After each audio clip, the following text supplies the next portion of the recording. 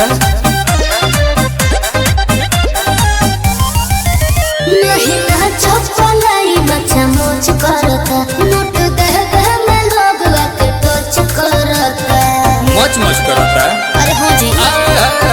नहीं ना चपलाई बच्चा मोच करता काहे? नोट दे दे में लोग आके टच करता भीड़ लागल बड़ी बलिया कि लोग अभी खाना से उठल बा तब नया चौकी के लेला बयाना जवन समियाना में टूटल बा अच्छा। जवन समियाना में टूटल बा मने ये बात हुई ओ बाकी जारी रहे तो नच गाना बारात खरिहाना में जुटल बा जवन समियाना में टूटल बा ए कंटिन्यू हिलौले रह हमसे ना हो पाई